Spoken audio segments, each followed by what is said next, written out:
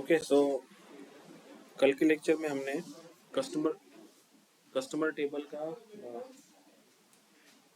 Customer table का transformation देखा था। ओके सो नया टेबल अभी ट्रांसफॉर्मेशन में लेंगे हम। It's a product table. So what I can do is from the gate data select text CSV connector and I'll select this product table.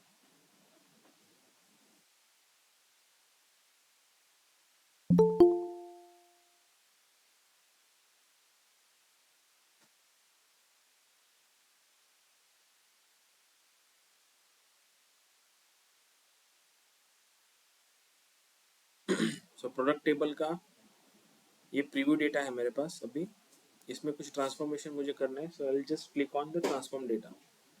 अगर transformation नहीं करना है then we click on load. Okay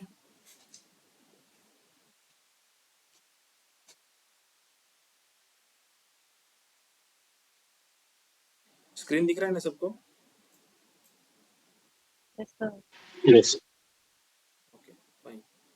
so सबसे पहले मेरे पास दो ये product cost and product price दो कॉलम है।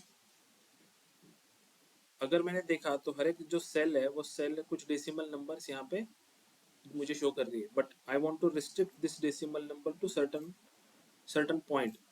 जैसे कि मुझे बस दो डेसिमल देखने हैं यहाँ पे, अंडरस्टैंड? जैसे 13.08। तो उसको हम पावर क्यूरी में कैसे कर सकते हैं? Let's say I select this product cost column.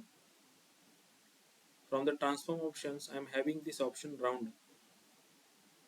जब मैं राउंडिंग को एक्सपांड करता हूँ तो मेरे को round up, round down and round ऐसे तीन ऑप्शन मिलते हैं। When I want to restrict particular decimal points then I will choose round option. जैसे मैं राउंड ऑप्शन क्लिक करता हूँ it will be ask me decimal places, कितने decimal places तक आपको वैल्यूज दिखानी है। Let me give 2 decimal places. Once I hit enter वो दो डेसिमल प्लेसेस तक मुझे वैल्यू दिखाएगा।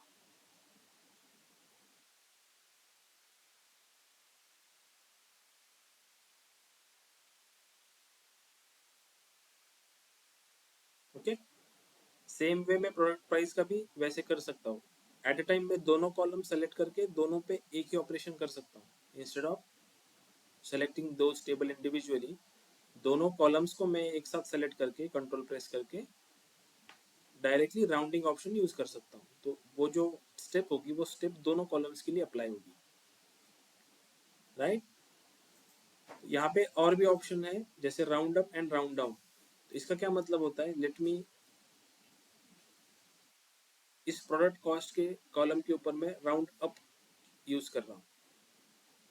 When I hit round up वो क्या कर रहा है? 13.09 को 14 कंसिडर कर रहा है, मतलब वो अप जा रहा है, एक लेवल अप जा रहा है एंड एक यूनिक नंबर मुझे प्रोवाइड कर रहा है 1 2 3 4। ओके अगर मैंने राउंड डाउन किया तो 13.09 का क्या दिखाएगा? वो 13 दिखाएगा। राउंड डाउन किया then it will be showing me 13। जो इनिशियल इंटीजर्स है जैसे 13.09 है, राउंड अप किया तो it will be showing me 14, round down किया तो 13 दिखाएगा। ठीक है, round up, round down and round तीन ऑप्शन है। डेसिमल प्लेसेस को रिस्ट्रिक्ट करने के लिए हमें यूज करते हैं।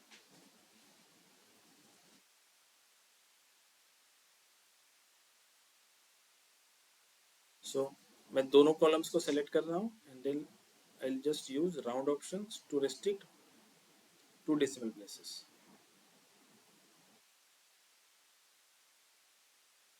ये पर्टिकुलर जो कॉस्ट एंड प्राइस है ये मुझे दोनों कॉलम को मैंने एक साथ यहाँ पे किया हुआ है। ठीक है, नाउ अभी मुझे देखना है जैसे मेरा ये प्रोडक्ट प्राइस का जो कॉलम है, राइट? मुझे इस प्रोडक्ट प्राइस के कॉलम के ऊपर 15% का डिस्काउंट देना है।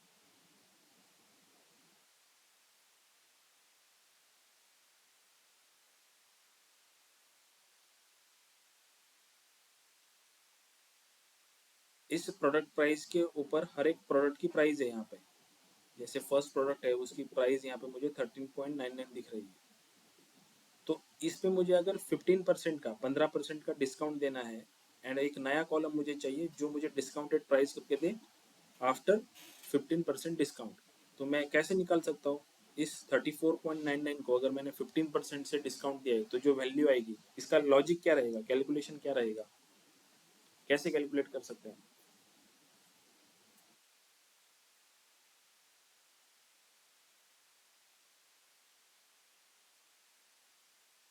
जैसे मेरे पास 100 रुपीज़ है, या मेरे पास कोई चीज़ है जिसकी वैल्यू 100 रुपीज़,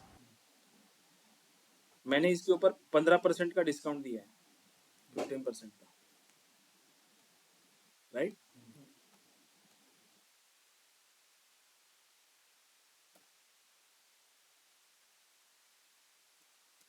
ये मेरी प्राइस है जिसमें मैंने 15% का डिस्काउंट दिया है, तो ये जो फाइनल प्राइस रहेगी मेरी, इस फाइनल प्राइस का कैलकुलेशन कैसे रहेगा, मैं कैसे निकालूंगा इस 100 से ये price? Sir, divide by 100 into 15. 100 into Divide by 100 into 15. Divide by 100 into 15,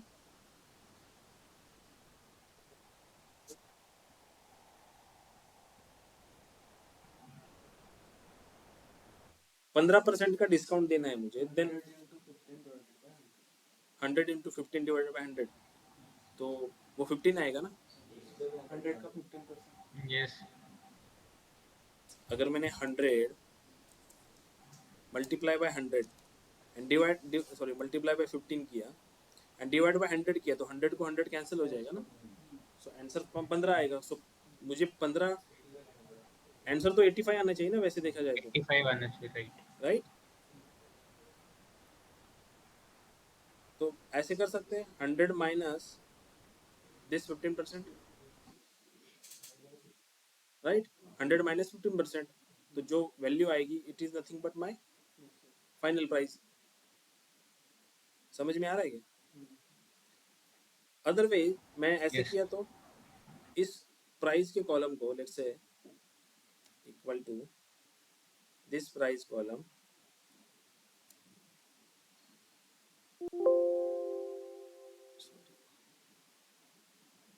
equal to this price column multiply by 80.85, फिर भी क्या आ रहा है, 85 आ रहा है ना। सो इन शॉर्ट मैं 15% का डिस्काउंट दे रहा हूँ, तो मैं 0.85 से मल्टीप्लाई कर सकता हूँ उस प्राइस के कॉलम को, तो 15% माइनस होकर जो वैल्यू आने वाली हो 85, वो मुझे मिलेगी फाइनल प्राइस। ये लॉजिक समझा? सिंपल लॉजिक है, सिंपल मैथ। आप जैसे आप यहाँ पे लॉजिक कर रहे हो 100 माइनस 15%, तो मैं क्या लॉजिक लगा रहा हूँ कि 100 मल्टीप्लाई बाई 85 या 0.85, both the way answer will be same, Right. ठीक है? सो सेम वे मुझे एक कैलकुलेटेड कॉलम वहाँ पे क्रिएट करना है पावर क्यूरी में, जो कि मुझे डिस्काउंटेड प्राइस दे। तो इसके लिए मुझे क्या करना पड़ेगा, सबसे पहले इस प्राइस के कॉलम को तो सेलेक्ट करना पड़ेगा, then I go to the add column section, use custom column. इस कस्टम कॉलम को मैं नाम दे रहा हूँ discounted price,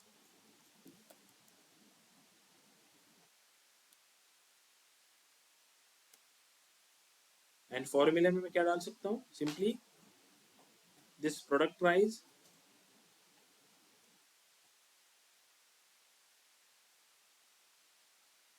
multiply by 0.85, right? Hit okay. So this 29.7415, ये जो वैल्यू है, ये वैल्यू क्या शो करती है मुझे, 30.99 का 85%, या 50 आफ्टर द 15% डिस्काउंट देने के बाद कितनी वैल्यू बचती है उसमें।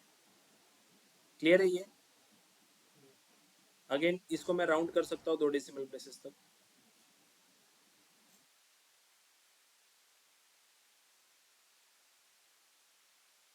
अंडरस्टैंड?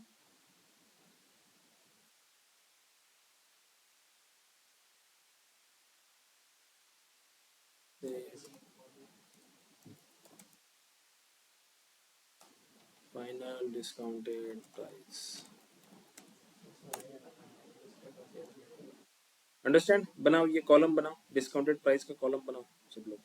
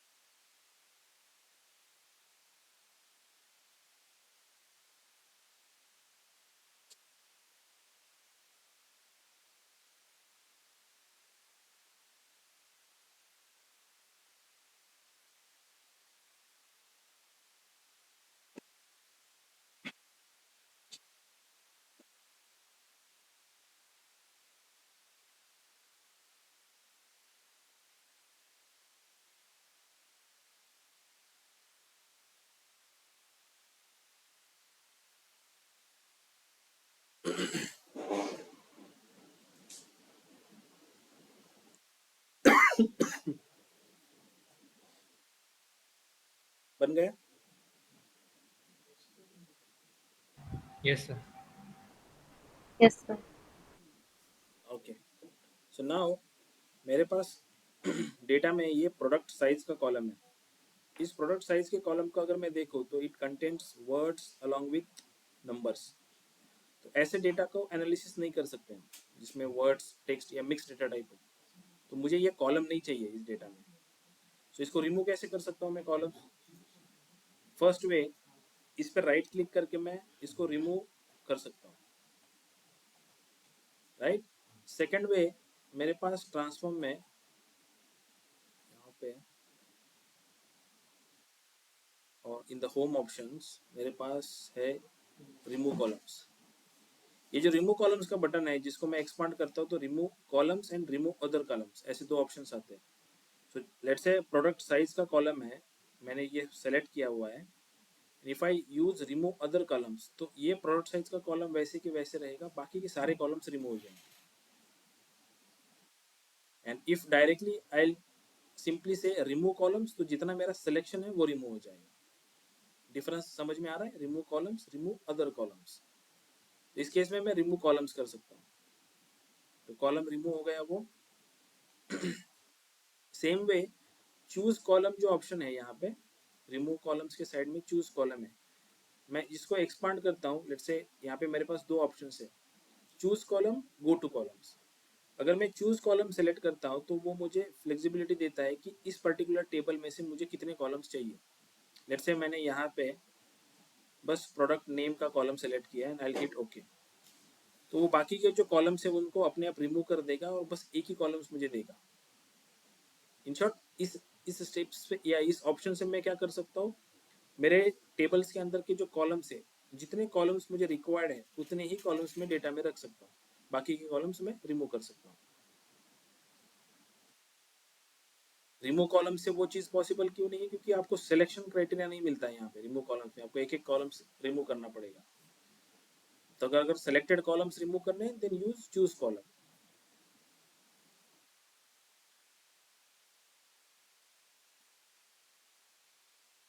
नाउ दूसरा ऑप्शन है गो टू कॉलम्स। अगर जैसे मेरे पास एक टेबल है जिसमें हंड्रेड्स ऑफ कॉलम्स है, 100 कॉलम्स है उसमें, तो उस 100 कॉलम में से पर्टिकुलर कॉलम फाइंड करना बहुत मुश्किल है, राइट। आपको स्क्रॉल करते रहना पड़ेगा हमेशा, यहाँ पे एंड तक स्क्रॉल करते रहना पड़ेगा। तो बेटर वे क्या है, चूज कॉलम में जाओ, गो टू कॉलम्स, कॉलम्स की लिस्ट आपके सामने आ जाएगी। Then you can choose from the list. जैसे कि मुझे मिडल नेम का कॉलम चाहिए था, then I select middle name, okay. So आपको लेके जाएगा मिडल नेम के ऊपर, राइट। जब आपके टेबल्स में बहुत सारे कॉलम्स होते हैं देन ये ऑप्शंस आपको हेल्पफुल होते हैं कि पर्टिकुलर कॉलम के ऊपर कैसे जाना है, या मल्टीपल कॉलम में से सेलेक्टेड कॉलम्स ही कैसे रखने हैं। तो ये options choose columns and remove columns में आपको हेल्प आउट होते हैं उस केस में। क्लियर है ये choose column and remove columns? Yes, sir. Okay, now दूसरा ऑप्शन है मेरे पास कीप रोज एंड रिमूव रोज। जैसे चूज कॉलम, रिमूव कॉलम्स है, वैसे कीप रोज एंड रिमूव रोज है। कीप रोज में अगर लेट्स से मैंने कीप टॉप रोज सेलेक्ट किया और यहाँ पे मैं नंबर स्पेसिफाई कर रहा हूँ, लेट्स से 5, तो कीप टॉप इसका क्या मतलब हुआ कि बस इनिशियली 5 रो रखेगा वो, बाकी के सारे रिमूव कर देगा, right. Same way keep bottom row के जितने काउंट दोगे आप उतने ही बॉटम के रखेगा, बाकी के रिमूव कर देगा। Then keep range of rows, keep duplicates, keep errors, ये सारे ऑप्शंस आपको एज पर यूज केस के हिसाब से यूज कर सकते हो आप इसको। सेम वे रिमूव रोज, रिमूव टॉप रोज, रिमूव बॉटम रोज, जो आप क्राइटेरिया दोगे उतने रोज रिमूव हो जाएंगी। अंडरस्टैंड, समझ में आ रहा है? ऑप्शन स्ट्रेट फॉरवर्ड है, बस प्रैक्टिस करने की जरूरत है इसके ऊपर। Understand, keep rows, remove rows, choose column and remove columns. ये कहाँ पे है? होम में है। होम का जो ऑप्शन है उसमें है, ट्रांसफॉर्म में नहीं है, होम में है। यहाँ तक क्लियर है? Excuse me sir. Yes. Sir आपने कीप रो वाले मेन्यू में एक था कीप एरर, वो उसका क्यों यूज, मतलब क्या यूज है? कीप एरर क्यों क्यों रखना चाहेगा? अभी जैसे मान लो कि आपका जो टेबल है, उस टेबल में मेरे पास लेट्स से ये दिस पर्टिकुलर टेबल, इस टेबल में मेरे पास 5-6 कॉलम्स हैं। तो किसी कॉलम्स में लेट्स से मेरे को एक एरर आ रहा है, यहाँ पे एक एक रो है, उस रो में मेरे को एरर शो कर रहा है, लेकिन उस पर्टिकुलर बाकी की जो सेल्स है, बाकी कॉलम्स की उस रो में, हम्म। उनमें वैल्यूज है। ओके बस एक कॉलम में किसी एक सेल में एरर है। ओके। उस केस में तो आप एरर को रिमूव नहीं कर सकते ना। अगर आपने वैसे किया राइट। उस कॉलम को सेलेक्ट करके, तो वो डेटा लॉस हो जाएगा ना बाकी के सेल के राइट। अंदर का। सो उस केस में, और ऐसे एरर वाले डेटा को जब आप लोड करते हो तो पावर बीआई में आपको एरर शूट करता है। तो वो एरर रिमूव करने के लिए आपको फिर ये ऑप्शन यूज करने पड़ते हैं कि keep errors. Okay. Understand? Yes. Okay, fine. यहाँ तक क्लियर है सबको? ऑनलाइन स्टूडेंट सबको क्लियर है यहाँ तक? Yes, sir. Yes, sir. Yes. Fine. Now, next transformation I want to do. Let me select my column. This product style. अगर इस प्रोडक्ट स्टाइल कॉलम को मैंने एक्सपांड किया यहाँ पे, तो MUW 3 जो वैल्यूज है मेरी, वो एक टेक्स्ट है, लेकिन उसके साथ एक जीरो भी है। सो ये एक मिक्स्ड डेटा टाइप मुझे दे रहा है ये कॉलम। इसमें मैं एनालिसिस कर सकता हूँ ना कि एम स्टाइल के प्रोडक्ट की क्या सेल है, या यू साइज की या यू स्टाइल की क्या सेल है, या डब्ल्यू स्टाइल की क्या सेल है। लेकिन उसके साथ ये जो जीरो है, जो नंबर है, ये मुझे फिर एरर शूट कर सकता है। तो मैं क्या कर सकता हूँ इस केस में, इस जीरो को मैं रिप्लेस कर सकता हूँ किसी टेक्स्ट से, राइट। तो कैसे कैसे करते हैं हम?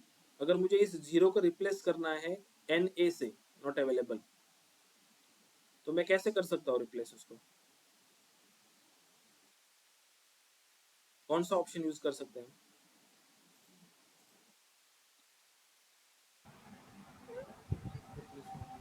Sir we replace have the value, replace value कल देखा ऑप्शन। हमने, right. Transform that. So replace value कहाँ पे है ऑप्शन? Transform. यस, ट्रांसफॉर्म में replace values, this one. So replace value what needs to be search? Zero. और replace किससे करना है? NA से। Simply okay. Now you see, सारे की सारी जो वैल्यूज है वो टेक्स्ट है। Now you can use those columns in analysis purpose.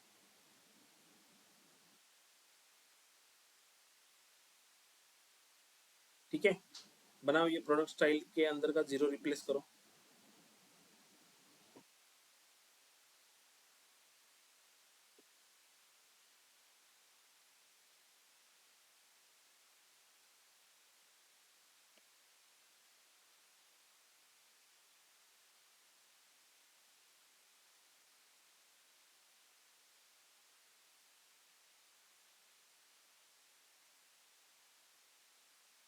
हो गया?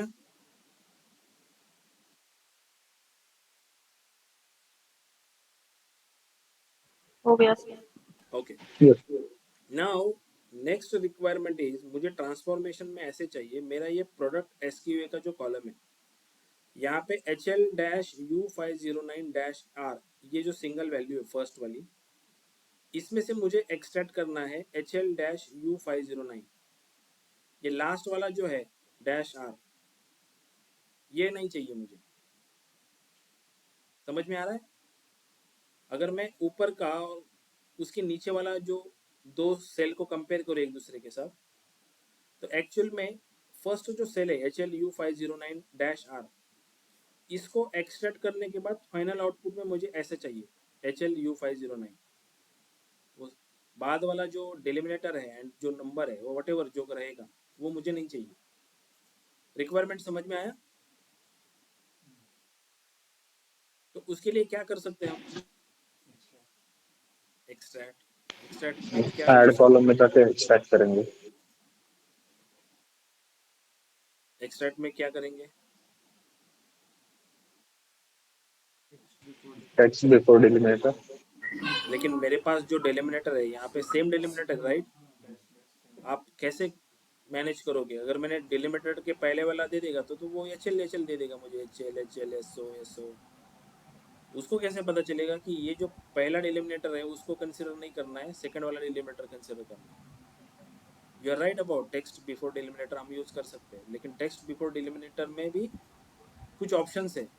जैसे लेट मी यूज दिस, मैं प्रोडक्ट SKU को सेलेक्ट कर रहा हूँ, I go to add column section, in extract text before deliminator, यहाँ पे देखो एडवांस ऑप्शन है।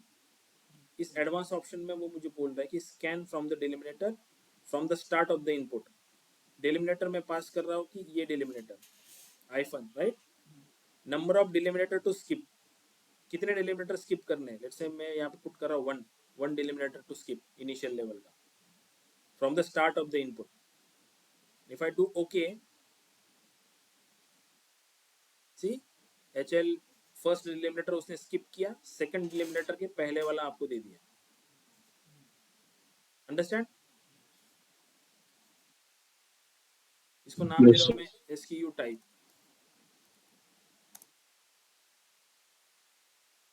बनाओ ये SKU टाइप, टेक्स्ट बिफोर डिलिमिनेटर का एडवांस ऑप्शन यूज करके बनाओ इसको।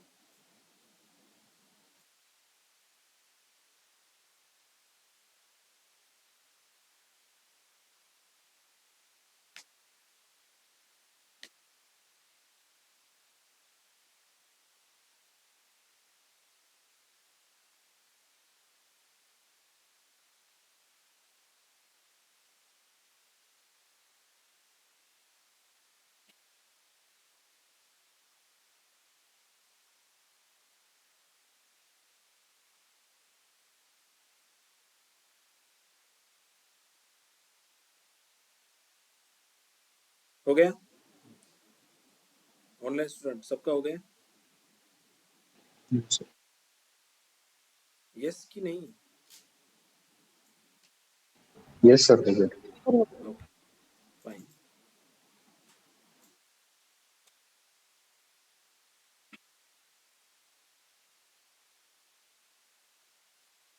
Okay. See what we can do more on that.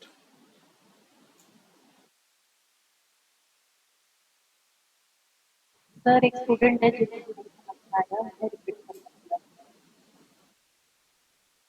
Sorry, sir एक स्टूडेंट है, उनको नहीं समझ आया है, तो उन्होंने फिर से रिपीट करने कहा है। उसको क्या हो रहा है?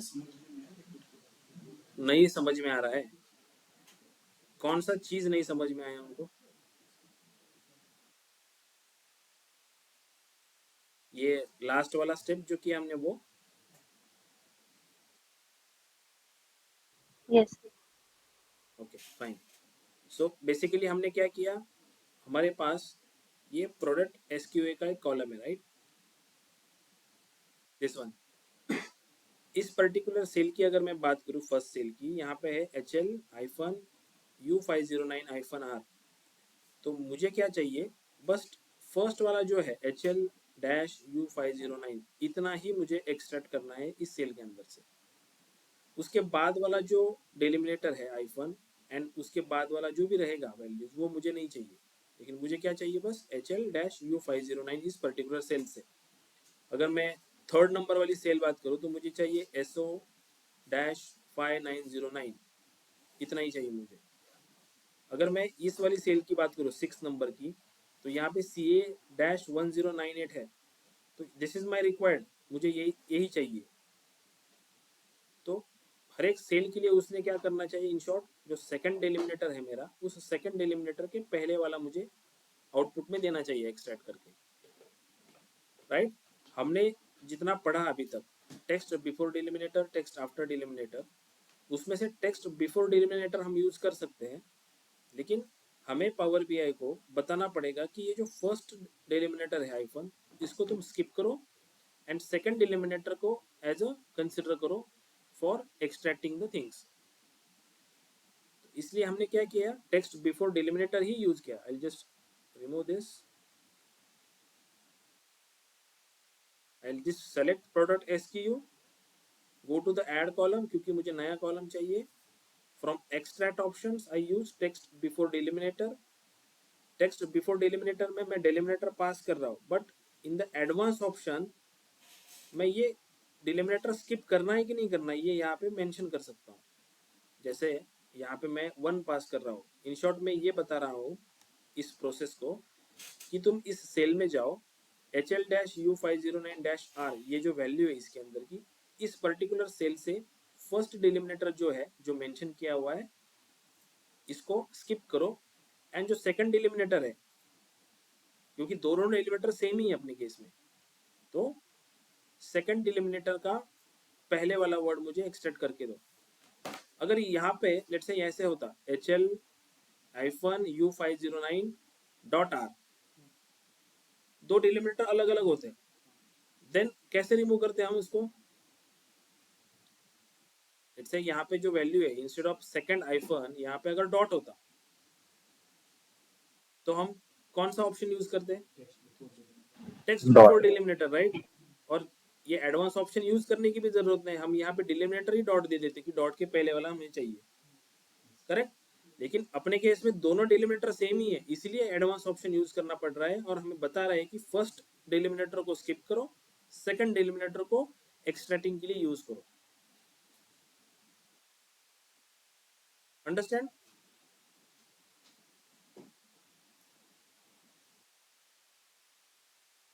समझ में आया? Yes. बोलते रहो, चुप मत हो जाना, ठीक है? ओके, नहीं जिनका डाउट था उनको समझ में आया क्या ये?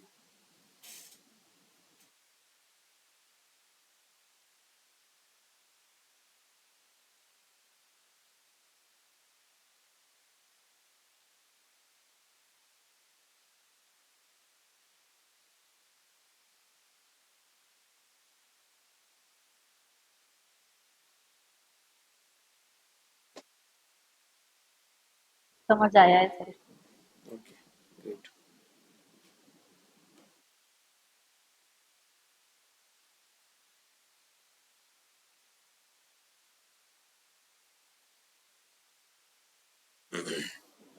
ठीक है, सो प्रोडक्ट के कॉलम में से ट्रांसफॉर्मेशन हमने कर दिया है। Let load this table in power BI desktop application. कैसे लोड करते हैं हम होम पे जाएंगे, सिंपली क्लोज एंड अप्लाई करेंगे।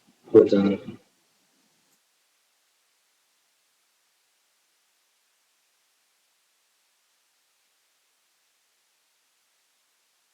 So let's add one more table. Calendar हो गया, कस्टमर हो गया। Let me add this product category table. When I open it, see product category का टेबल में कितने रोज है, 4 रोज है ओनली। कुछ ट्रांसफॉर्मेशन की जरूरत लग रही है इसमें? आपको क्या लगता है इसमें कुछ ट्रांसफॉर्मेशन करना होगा कि नहीं करना होगा? कोई नेसेसिटी लग रही है इसमें ट्रांसफॉर्मेशन की? कुछ कॉलम का नाम गलत है या राइट? सिंपल टेबल है 4 कॉलम्स का, उसकी नेसेसिटी नहीं है उसको ट्रांसफॉर्म करने की, तो simply I can do load. Late me add another tables. product subcategory.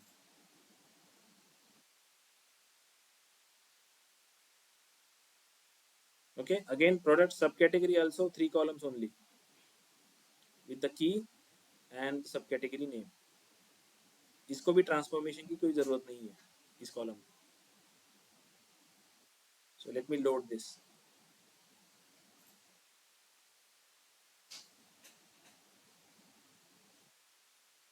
Again I'll go to the text CSV. Let me select this return table.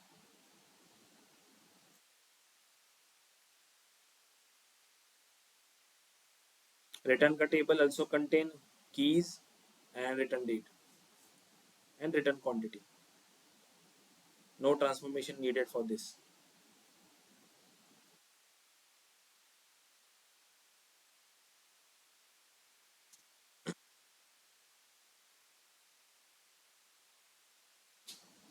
Again I'll go to the text CSV. I'll select text, this territory column, and open it. Territory column contain key, regions, country and continent. Simple table, 10 rows only. No need of transformation. जो ये tables में load कर रहा हूँ, those are all dimension table. अभी dimension table and fact table or transaction table, those concept needs to be understand. Let me load this and we will discuss on this dimension table and transaction table.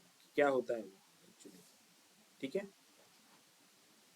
So let me go to this data view and let understand from this product table. ठीक है? So इस product table को अगर मैंने open किया and यहाँ पे when I select this first column product key, product की के कॉलम को जब मैं सेलेक्ट करता हूँ तो पावर बीआई डेस्कटॉप एप्लीकेशन में मुझे नीचे देखो यहाँ पे क्या आ रहा है, एडवेंचर वर्क प्रोडक्ट टेबल का नाम आ रहा है. उस टेबल में कितने रोज है वो रोज आपको यहाँ पे दिखेंगे एंड आगे दिखेंगे कि उनकी डिस्टिंक्ट वैल्यू क्या है.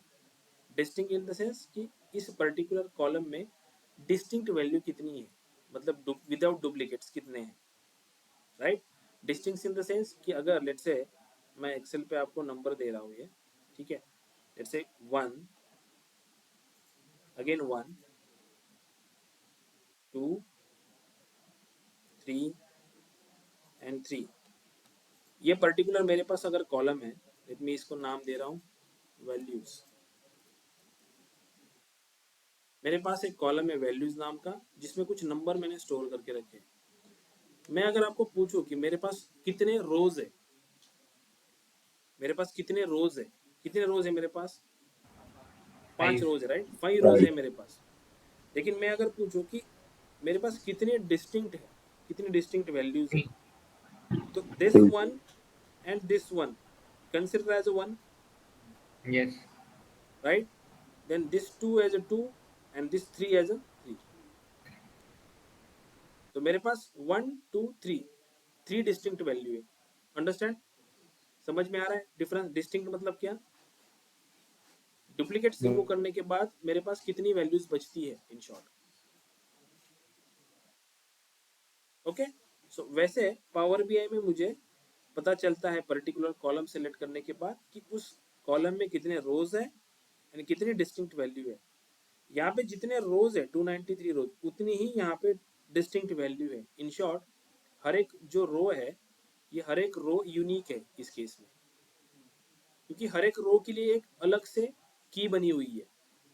सो दिस प्रोडक्ट की एक्ट एज अ प्राइमरी की ओवर हियर. ओके, प्राइमरी की, फॉरेन की, ये दो जो कंसेप्ट होती है ये पता है आपको. How many you know primary key and foreign key concept? Yes, sir. Okay, Yes, sir. so okay, anybody सबको पता है.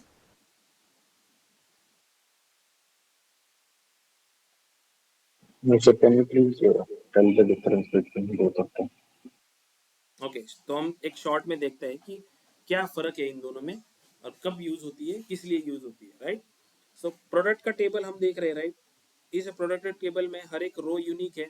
जितने रोज मेरे पास है उतनी ही डिस्टिंक्ट वैल्यू है। इन शॉर्ट प्रोडक्ट का की जो है इस केस में प्राइमरी की का काम कर रहा है। ये अंडरस्टैंड हो रहा है? प्राइमरी की क्या है? यूनिक है, डिस्टिंक्ट है, नॉट नल है। नल अलाउड नहीं है प्राइमरी की के केस में।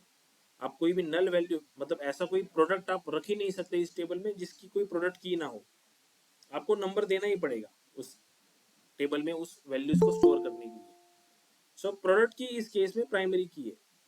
अगर मैं ट्रांजैक्शन टेबल को देखो, ट्रांजैक्शन टेबल इन शॉर्ट मेरा सेल्स का table, let me load this sale table also, one of a sales table in data to understand the thing. Let me load this sales 2015 table.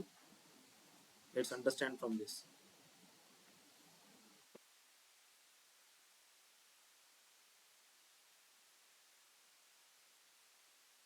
Okay, so let me open this sale table. इस sale के table में क्या data है? First of all this order date, then stock date, order number, product key, customer key and territory key, order line item and order quantity. In short हर एक दिन मेरी कितनी ऑर्डर गई, कितनी ऑर्डर क्वांटिटी गई, उसका एक डिटेल यहाँ पे है। डे वाइज ट्रांजैक्शन हम जिसको बोल सकते हैं, राइट? तो इस केस में इस ट्रांजैक्शन टेबल में मेरे पास जो प्रोडक्ट की का कॉलम है मैंने उसको सेलेक्ट किया ना। यू कैन सी टोटल रोज कितने दिख रहे हैं मुझे? 2630। बट डिस्टिंक्ट कितने दिख रहे हैं? 44 ही दिख रहे हैं, राइट? दोनों रोज मैच नहीं हो रहे, राइट? सो इन शॉर्ट इसका क्या मतलब हुआ? अगर मैं प्रोडक्ट की के कॉलम को यहाँ पे फिल्टर करता हूँ, लेट्स फिल्टर फॉर 310। 310 के एक रिकॉर्ड है या मल्टीपल रिकॉर्ड्स है यहाँ पे, राइट? सो मैं ऐसे कह सकता हूँ ना कि एक प्रोडक्ट की ऑर्डर जो है वो मल्टीपल डेज में मल्टीपल लोगों ने की हुई है। ऐसा तो नहीं है कि एक पर्टिकुलर प्रोडक्ट एक ही कस्टमर ऑर्डर कर रहा है। जैसे मेरी साइकिल की कंपनी है एंड मेरे साइकिल जो मेरी प्रोडक्ट है साइकिल, वो एक ही कस्टमर तो बाय नहीं करेगा ना, मल्टीपल कस्टमर आएंगे, मल्टीपल कस्टमर बाय करेंगे। लेकिन उस साइकिल के लिए जो मैंने कोड बनाया होगा वो मेरे ट्रांजैक्शन टेबल में डुप्लीकेट के फॉर्म में रहेगा।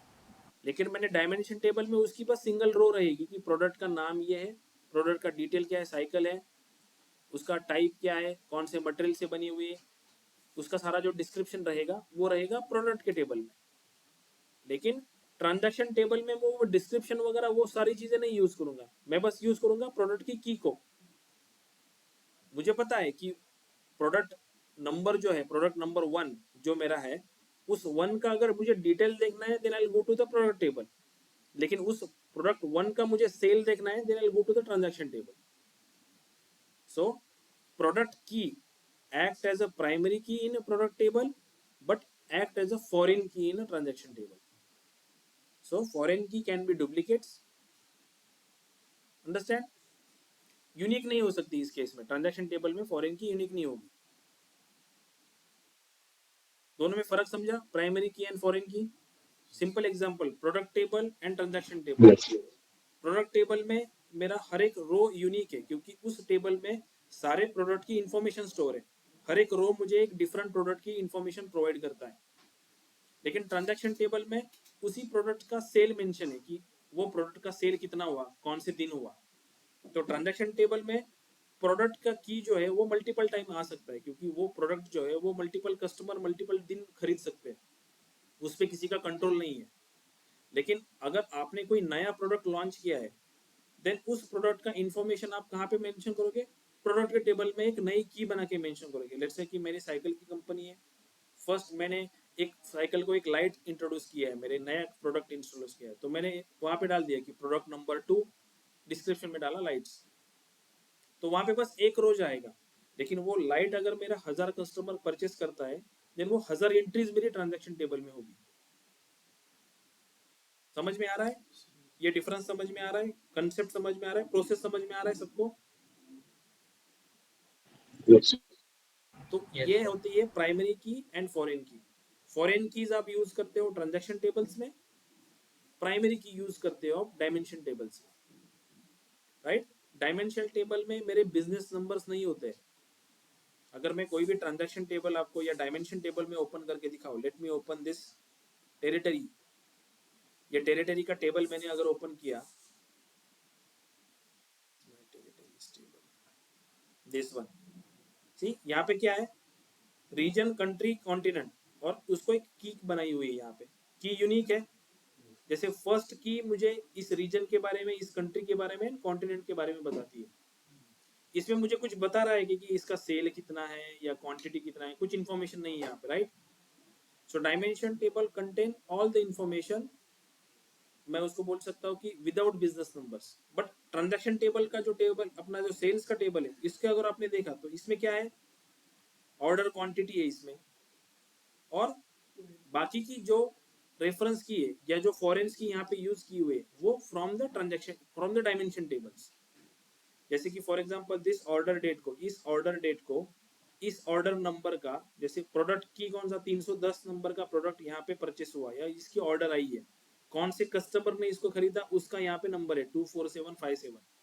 अभी इस 2457 नंबर के कस्टमर का अगर डिटेल में यहाँ पे डालने जाओ तो ऑब्वियसली ट्रांजैक्शन टेबल की साइज बढ़ जाएगी, क्योंकि उतने नंबर ऑफ कॉलम्स बढ़ेंगे। आप सारे डायमेंशन टेबल्स की इंफॉर्मेशन आप ट्रांजैक्शन टेबल में रखोगे तो इसी एक ही टेबल बनेगा आपका, बट उस टेबल में कम से कम आपके 100-200 कॉलम हो जाएंगे। तो इतने बड़े टेबल को एनालाइज करना बहुत डिफिकल्ट है, स्टोर करना डिफिकल्ट है, मेंटेन करना डिफिकल्ट है। इसीलिए बिजनेस रिलेटेड जो चीजें होती है, बिजनेस वैल्यूज जो होती है, वो ट्रांजैक्शन टेबल में स्टोर की जाती है। एंड जो एट्रीब्यूट्स होते हैं, जो प्रॉपर्टीज जो बोलते हैं, या मैं उसको एट्रीब्यूट्स वर्ड बोलते हैं हम as a technical language. Attributes मतलब प्रॉपर्टीज, तो वो properties as a dimension table में स्टोर की जाती है। तो ये फर्क होता है डायमेंशन टेबल्स में एंड ट्रांजैक्शन टेबल में। डायमेंशन टेबल्स में ऑलवेज आपको यूनिक वैल्यू ही मिलेगी, वहां पे डुप्लीकेशंस मिलेगा नहीं आपको। लेकिन ट्रांजैक्शन टेबल्स में आपको डुप्लीकेशन मिलेगा, क्योंकि ट्रांजैक्शन टेबल का काम ही है डे टू डे बिजनेस का जो ट्रांजैक्शन हुआ हुआ डेटा है, रूटीन डेटा है, उसको स्टोर करना। क्लियर है? Dimension table, transaction table. Online student Yes, sir. Clear. सभी को क्लियर है यस ना? सर। किसी को नहीं समझा है तो बोलो वापिस।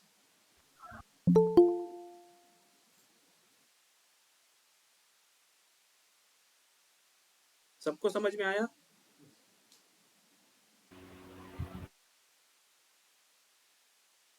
Okay, fine. So let me go to the transform data Power Query editor and let me load this to sale 2015, 16, 17। ये जो तीन टेबल हमने लोड किए हुए हैं, एक टेबल लोड किया है, let me load another table also। So from the new source I can choose from 16।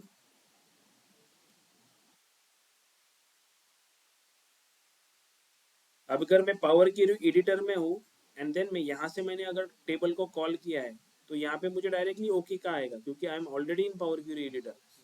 यहाँ से वापस ट्रांसफॉर्म डेटा का ऑप्शन नहीं आएगा, राइट, क्योंकि मैं पावर क्वेरी एडिटर में ही हूँ। I just hit okay, let me call 2017 also।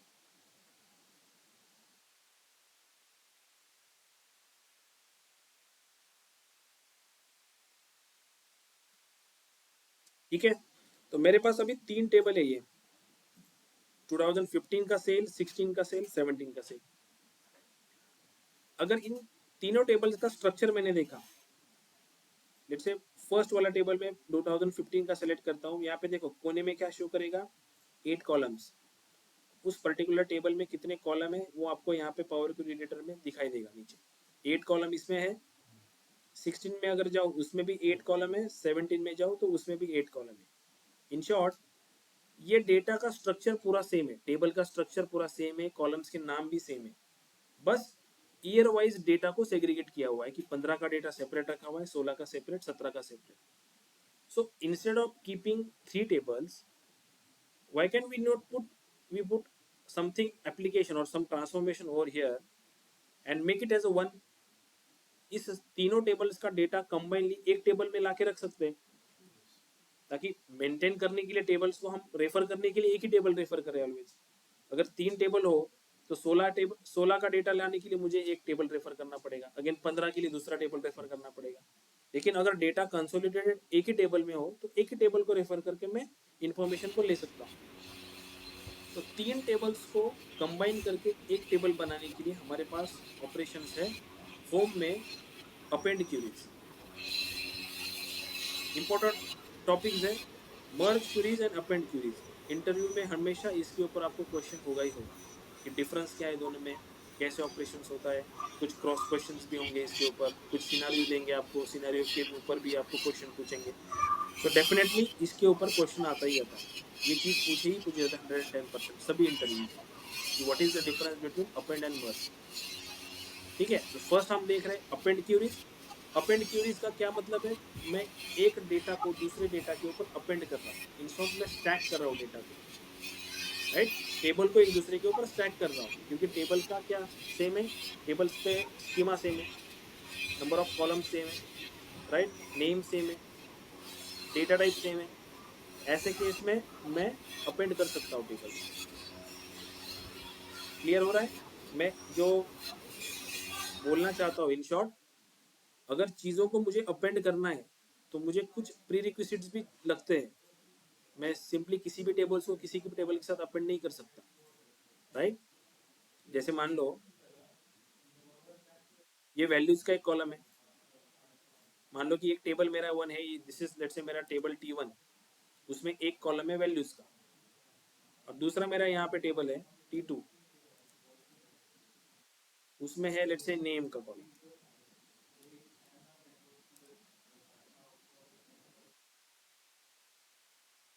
Right, और इसमें है let's say A B C। इन दो को अपेंड कर सकते हैं क्योंकि ठीक है, No. लेट्स से मैंने इसका नाम चेंज करके इसको वैल्यू रख दिया, राइट। डेटा टाइप भी most important thing, compatible data type होना चाहिए। यही अगर इंस्टेड ऑफ दिस ABC यहाँ पे 4 5 6 होता, then definitely we can do append. इसलिए प्रीरिक्विजिट्स क्या है, पहले तो नंबर ऑफ कॉलम सेम होनी चाहिए, भले ही डिफरेंट हो फिर भी अपेंड पॉसिबल होता है, but data type is compatible, data type compatible हो तो अपेंड इज पॉसिबल। ओके, अगर नहीं है तो भी पॉसिबल होता है, बट नॉर्मल केस में डेटा टाइप कंपेटिबल हो तो अपेंड पॉसिबल है। ठीक है, देखते हैं उसको कैसे अपेंड कर सकते हैं। Let me do this. So first of all मैं 2015 का टेबल सेलेक्ट कर रहा हूँ।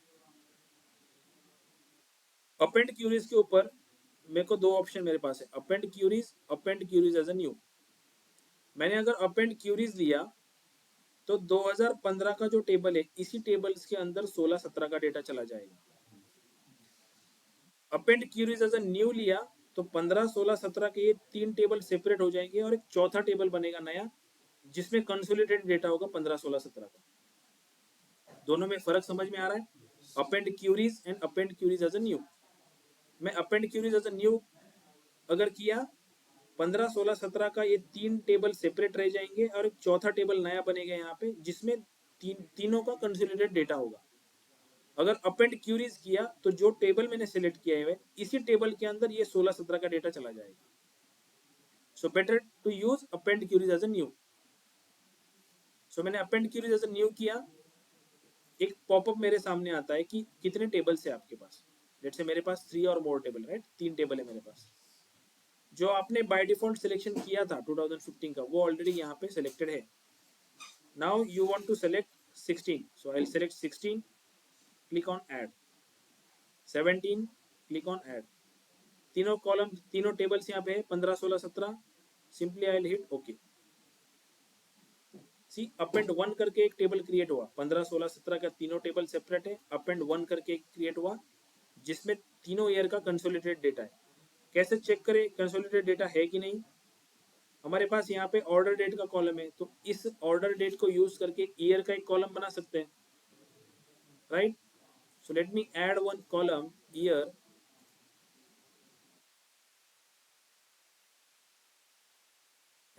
नाउ आई कैन सी, मैंने जब इसको ड्रॉप डाउन किया, लोड मोर, 15 16 17 3 साल का डेटा मुझे यहाँ पे मिल रहा है इस टेबल में। हमने क्या किया, append queries as a new किया, तीनों टेबल्स को सेलेक्ट किया and just only hit okay. Now अगर डेटा को देखना रहेगा तो instead of individually selecting this tables, मैं क्या कर सकता हूँ, एक ही टेबल्स को ओपन करके एनालिसिस कर सकता हूँ।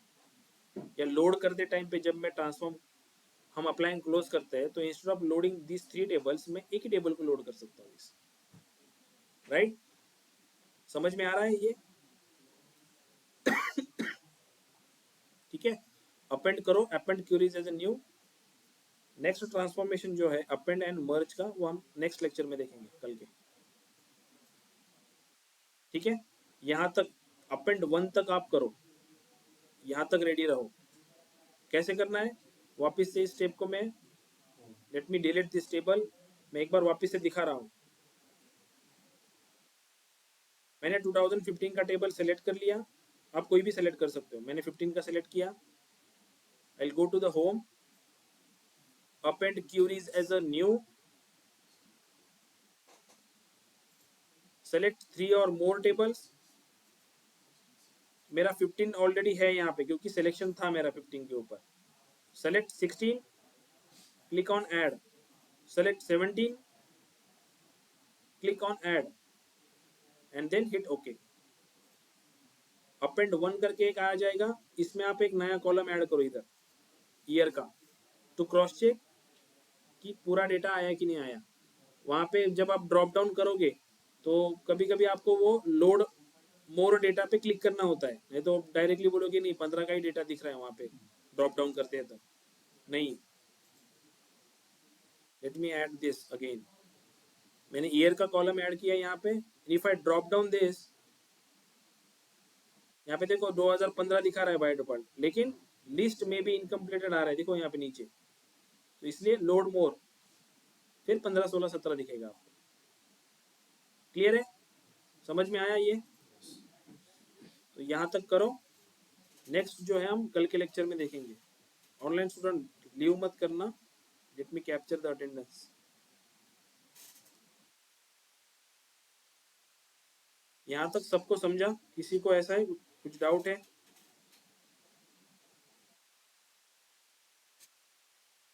इंटरेस्टिंग है ना पावर भी है? Yes sir. देखो टैक्स शुरू होने का, फिर पूछूंगा, वापस पूछूंगा, इंटरेस्टिंग है? सेम आवाज आना चाहिए, यस। Yes sir.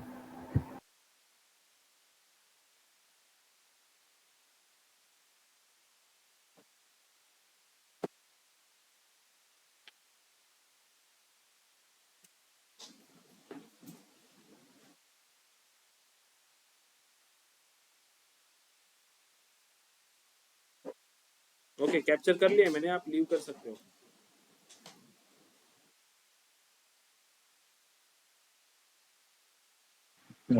ऋतुजा, मुझे आप पिंग करो व्हाट्सएप पे, मैं आपको फाइल शेयर करता हूँ, ये मेरा नंबर है। Sir I don't have your number. Okay, मैंने नंबर शेयर किया है, आप मुझे पिंग करो व्हाट्सएप पे, मैं शेयर करता हूँ आपके साथ। ओके।